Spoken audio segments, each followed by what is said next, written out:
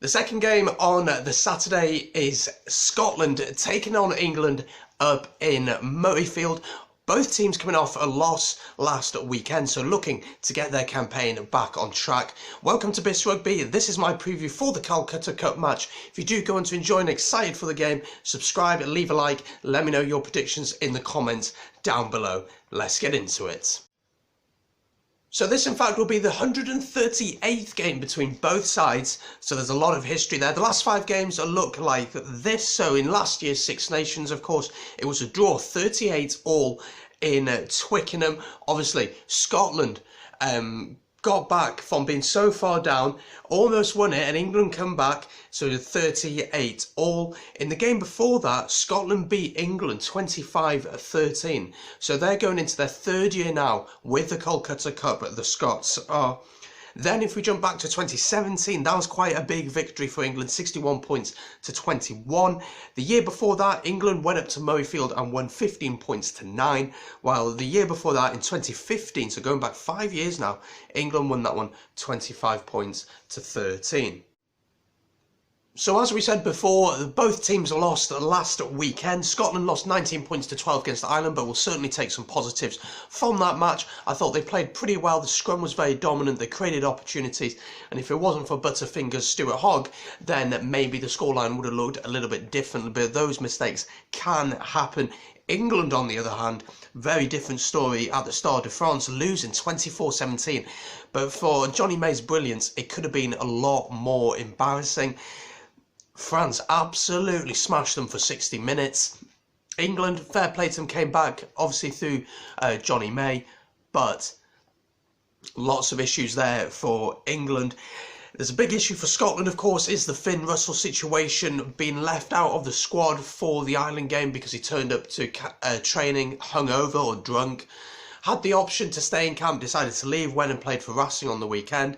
Then obviously was, for some reason, it seems to be that they haven't sorted out what has gone on there. It seems that he's been left out for this game as well by Gregor Townsend. As a neutral, I love to see him play. I think he's a fantastic player. I think what he offers across the pitch is brilliant. And I think you've just got to simply play him. I think that he is a brilliant player who, on his day, can unlock any defence in the world.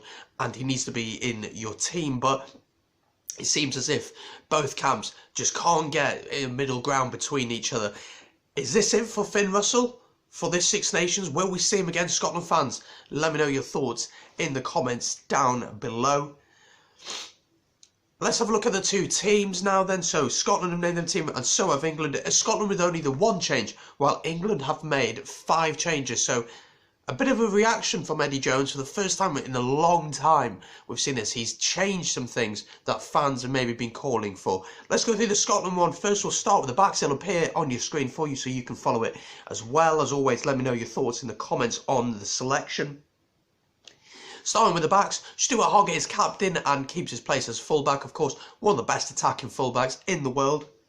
Alongside him then on the 2 wings, you have Sean Maitland on 1 wing, while Blair Kinghorn plays on the other wing. He plays because Darcy Graham is still injured. I don't think Kinghorn is a winger. He's better as a fullback in my opinion, but he fits in there anyway. But Scotland could do with Darcy Graham back in the team. That leaves a centre partnership of Hugh Jones and Johnson. Thought Johnson had a brilliant game except for his brain fart, where he shoved, I think, Lama out the way when he was going up for a high ball to give Ireland an easy penalty, but he had a brilliant game otherwise. Then looking at the halfbacks, Hastings stays in the team. I thought he also had a brilliant game last week. And so Scotland may not miss Finn Russell as much as thought. Ali Price keeps his place at number 9. The only change in the team is in the forwards. Bradbury comes in for the injured Haining, who was injured last week on his debut. Played really well, I thought, but unfortunately is not fit for this one. So Bradbury comes in for this one. Carrying on then with the forwards, Hamish Watson at 7, who also had a fantastic game last season. Look to him to turn over the ball, to be powerful, to be potent in the loose as well. He'll be very, very key in this game. That leaves the locks then of Gray and Cummings, but Richie's in the number 6 shirt, of course. And then the front 3 then is Ferguson, Brown and Sutherland. Scotland's team looks very, very strong, gotta say. I really like the look of Hastings at 10. As I said, I thought he had a brilliant game last week. England will target him, we know that, but he looks like he's taking a step up in his maturity after last week. He'll take confidence. The team will have confidence in him. And the ability he showed to kick the points was so, so key in last week's game. And if he can do that this week, then it's so important to keep the scoreboard ticking, build up an early lead. England, let's have a look at their team. Once again, it'll appear on the screen for you to follow. As always, let me know your thoughts in the comments. Furban keeps his place at fullback, although he had a pretty tough game last week out in France, but so did many of these players. Johnny May, the one player who stood out for England last week, obviously keeps his place. Jonathan Joseph comes in for the injured Manu Tuilagi. He obviously was injured and had to go off, and Joseph came on. So Joseph into the team. Owen Farrell at 12 then. What do you guys think about that? Should it be at 10? Daly then on the wing, because Jack Nowell is still out injured. Then we have George Ford at 10 with Willie Hines coming in for Ben Youngs. Ben Youngs has simply not been on form over the past, probably the past year or so, in all honesty. And so Willie Hines comes in. You still think they need a young scrum half in there, someone like a Ben Spence or someone like that, because they don't scream world class anymore, these two, Ben Youngs and Willie Hines. But Hines comes in anyway. Let's see how he goes. Eddie Jones sticks with Curry at 8, which in my opinion isn't right, because Curry is a world class 6 or 7. He's not a natural number 8. And England are really missing the power of Billy Vunipola. I thought he did okay at 8, but to get the best out of him, you want him playing in that 6 or 7 jersey, but he's sticking with him anyway. Underhill then at 7. Lewis Ludlam comes in for this one. He plays in the number 6 shirt. The locks then are Toje. Cruz comes in for this one because Courtney Laws is out injured. And then you have a front three of Sinclair, George and Mako Vunipola also comes in for this one. Joe Marler out of the 23 all together. So there you go, that is the England team. My thoughts on it: I think it lacks firepower. I think it lacks the ability to get over the gain line. Losing the likes of Manu and not having the likes of Billy is really, really tough, but Mako can offer that for you. Mako is a huge boost to get back into the team. Losing Courtney Laws as well, that ball carrying threat, he's not quite there as such. So how do I see this one going? I think it's going to be a very interesting game. I think the key thing is who starts the best.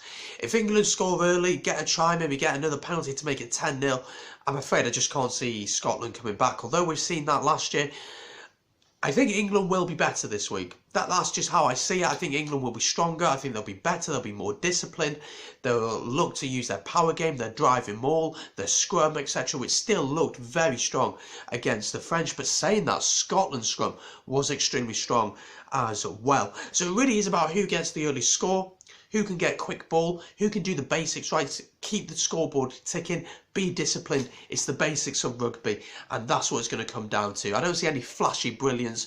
I just see the basics being done well. So, you know, taking your penalties when you can, don't miss them. Don't get penalised in the scrum. Get the ref on side with you. That is what's going to win you this game. In all honesty, I'd love Scotland to win this, but I've got a feeling that England are just about going to sneak this one.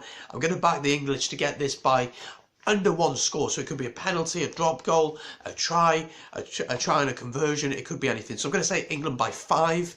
I just think England are going to have that little bit too much for Scotland, but I wouldn't be surprised to see the Scots getting the win here. But guys, let me know your thoughts down in the comments down below. Who do you think is going to win this one? Who's going to be the key players, etc., etc. Team selection. There's a preview for Wales against Ireland out on the channel now, so do go check that out. Link in the description. Thank you very much for watching. Subscribe, and I'll see you for the France-Italy preview out soon. Peace.